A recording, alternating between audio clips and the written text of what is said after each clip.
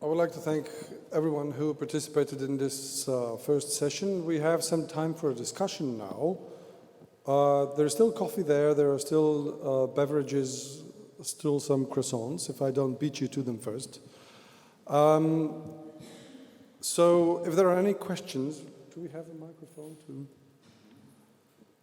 Yeah, there's the microphone there. So if there are any questions for either of the presenters of the first part of today's symposium, please feel free to address them at them. But also I'd like to invite everybody to take a look at the posters that were produced either by the Intavia team for the Daraya conference, and we also have one poster that was donated to Intavia by Charles Barron. Was it Charles Barron? Yeah. The floor is yours. I would like to invite Jérôme and Yuka here to the podium if there are any questions for them. And also Florian and Eva, maybe if you like to come up here if there are any questions for you from the auditorium.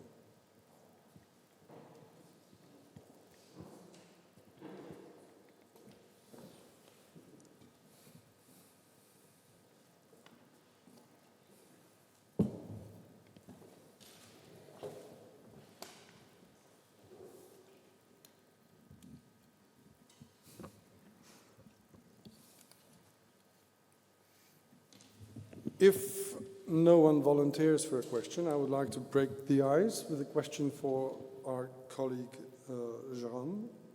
And I made it a point to make a photograph of your presentation. Even though we provided some little nice notebooks for people to write their questions in there if they have them, so I should have done that really. It's just a comment on one of the things that you said, which I couldn't agree more with. And you said in your conclusions, and maybe if you want to elucidate on that a little bit, you said, biography allows to understand that politics and modernity is a project, a doctrine, and not an ideology, right? I think that's really, really efficient. I really, really liked it. But if you could just elucidate on it a little bit. Yes, I'm sorry. My paper is a work in a work, and it's not finished yet. And I thought that what Machiavelli inaugures, begins in his work, is a tradition of a critical tradition where there is nothing sacred,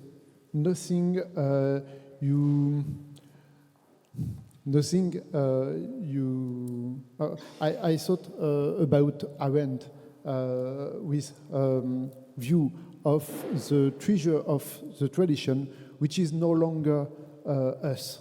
We can't use tradition for our problems in modernity, because I think at the beginning of the modernity, in the Renaissance, there is a link with past, but it's a different link in political. It's a different link, and Machiavelli is interesting because his link with the Romans is a kind of ethnical link. He said that Italian people can be Roman again and not Christian. And he said, he wrote that Christianity was not the real religion of Italy. And it's very surprising. But I think he made this to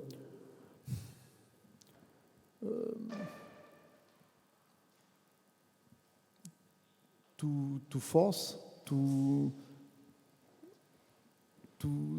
underline that the main thing you have to do when you are in a political crisis is to act, and to act in a way perhaps nobody can imagined before. It's quite simple. When Machiavelli wrote, he wrote letters to friends, and the object of the letters was Italian unity. Italian unity in a time where nobody wants Italian unity. Everybody, Dante and Petrarch, they spoke of it, but nobody wants really that to happen. And Machiavelli made a program. The Prince is the program of unifying Italy with a new prince. The Discourse is a program to unifying Italy with reformation of Italians of the Italians in a Roman way. So that's why it's not ideology, you know, because everybody has to find the way, his way, and we have the state and the nation in mind, his way to act. Thank you. Questions? Other questions? Yes, Federico? Okay, thanks. I fear is more a comment, but open to discussion, I hope. And I had the feeling, listening to the first papers, that we already are at the moment when we discuss biography and autobiography and memorial materials. This is something that is present in almost all the papers, but hasn't yet been discussed. I think I start with Gregor, the fact that the Origines, the passage you start by Cato Senior, it's interesting because yes, he doesn't mention the names of Roman magistrates, but it's the first work in Latin prose where an author presents himself. And everything almost we know of Cato comes from there, but the auto-presentation of somebody that in written speaks about himself. And then, of course, it's the Emperor Caesar. The biographies of Caesar, because we have the commentaries, and we don't have an equivalent level for Sylla because we have lost this commentary. And then moving on, of course, the Res Gestae et Impensa, Divi Augusti by Augustus. And again, we lost his memories, but we reconstruct them through Tacitus. But then again, coming up, it's the diaries, for instance. How do we deal with that? Do we think that is necessary in biographical writing, at least for modern authors? Or can we do biography without this personal dimension? Where we put the line? So a bit of confusion, but thanks. I think it's more of a question for Jukka. Well, in a way, not. We are not able to do it because, as mentioned in my presentation, there's always, although we are writing a biography of great men or great women, there's always this personal side somewhere there, although they are very official ones and short ones. There's also something about his or her personal life. And the sources for these kind of ideas, especially in the history, has often been this kind of autobiographies. Not only written by the great men or women, but also the researchers who have studied their letters and other that kind of personal information. We must remember that this kind of writing letters, and especially before the modern era, this sphere of private and public was very vacuum, and the invention, one of the many inventions of bourgeoisie was the invention of a modern home, which meant that they were more and more this kind of private places rather than public places with the nobility and so on, whose houses were more public. And this institution of saloons and that kind of private spheres are originated from the 60th and 70th century, this kind of noble houses. The homes were public spaces in many ways, and when this started in the 19th century, this more privatization along the modernization process, it of course changed, but in a way the modernization also means the increase of individuality in many ways. So if we, in a way, in our postmodern world, if you like, this is very much true if we look at the social media, because it's at the same time very personal and same time at the very public. So in a way, we have come back to this old idea of this very vacuum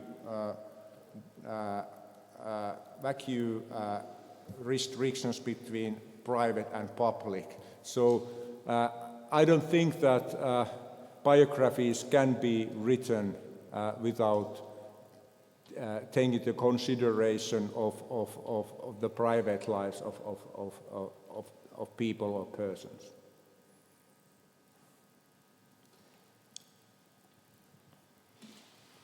Just to add, in the work, in my work on Machiavelli, the first source of my work was his letters.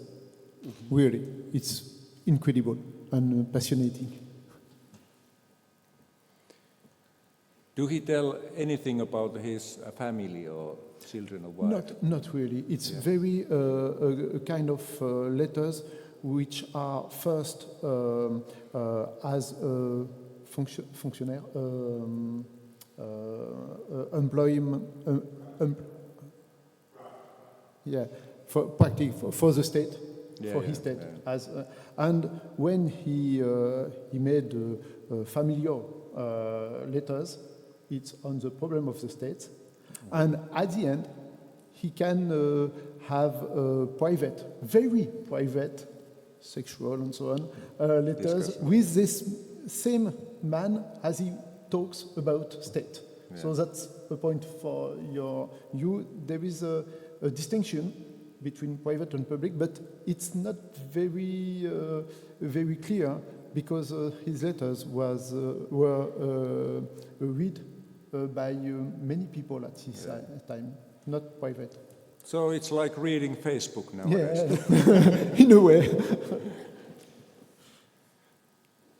One of the things I think, I would just like to come back to the comment. I don't think I caught quite everything of it, but one of the things is, yes, obviously there is an authorial intent, right? For instance, for Cato, yes, we are totally dependent on his documents about his life. But this is where I think one of the biggest and one of the most important distinctions between historiography and biography comes to mind, and which is precisely the authorial intent. In narratological terms, the narrator, who is inevitably, of course, created by something we call implied author. This, I think, also is something that comes in our way when we are dealing with biographies, which is why I would like to give an opportunity to Florian to perhaps elucidate on how, we talked about this a whole lot, how a project like Intavia will help, let's say, tune down the voices of these narrators by comparing several biographies of one person, for instance. So in general, with these large projects where data is integrated, which we inherit basically from authorial and established biographies, we sort of inherit also all the biases that are that have been also outlined before. Obviously, this is our database. We have to accept it first, be aware of its limitations and problems thereafter, and find some solutions to, deal with the inherent biases, the specific perspectives, the sort of also problematic parts of doing history or biography. You mentioned, Gregor, that sometimes we have also in the digital sphere already what is quite common to historians, conflicting perspectives, diverse perspectives on selected lives. And in general, I would think that for visual representations of data, we are used to have very clean pictures. They have also a certain authority themselves if you produce diagrams, networks, maps, and so on. For us in the project, it's important to also work towards new solutions to display ambiguity, controversy, to also make active historical debates visual and visible with new designs. In general, this is a new direction in the field. We want to sort of depositivize these diagrams and visualizations. We want to make controversies explicit. We want to also allow different editors to just work with visual representations and to just also recreate these substantial debates that are, I think, necessary to have, obviously, in historiography and biography. Yes, visible on this new digital level. The work is quite interesting, challenging, but it's safe to say that it's the next level in visualization research where we also have to work towards. Yeah.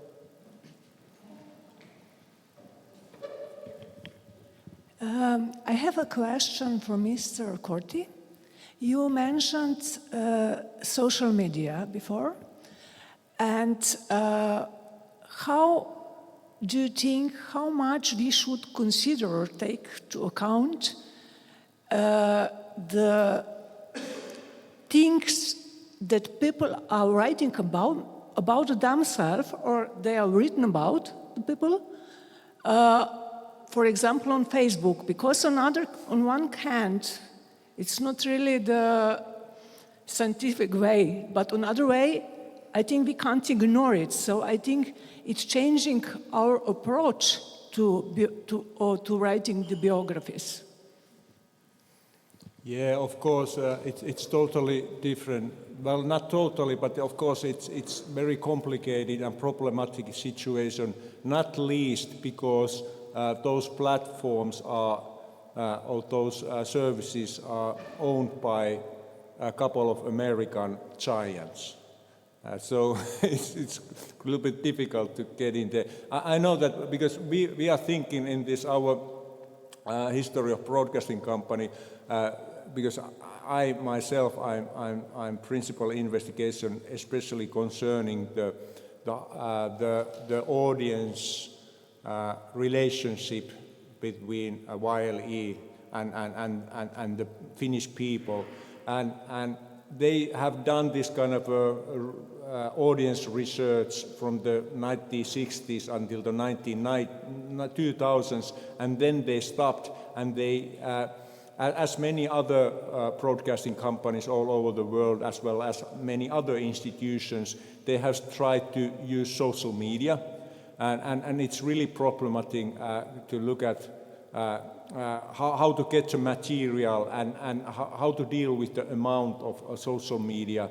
But concerning this idea of how we could use them in writing biographies, it's really problematic. And I know that I have a couple of students who are using social media in their doctoral dissertations at the moment, and I I'm not the expert on the methodology of how to use social media in research, but as I have understood, you have to, as in every research, you have to make right samples and try to find the correct sort of database where to try to collect, and with the, as in all digital history and digital humanities, you try to find right search word and how to browse the information. But of course, it's really difficult. But I think when we are learned to use, well, I'm not so sure if we are going to use social media ever, but if we learn to use in our research, I suppose they are approached in a way as in any historical studies. For instance, if a historian from the 2050s wants to study our time, I'm sure that he or she have certain kind of certain methodological tools how to approach and in terms of this kind of source critique or this kind of a historical method, that we have different kind of sources, and then we compare and try to make this kind of a holistic thing, also concerning individuals. I don't know. I think we have time for one more quick question.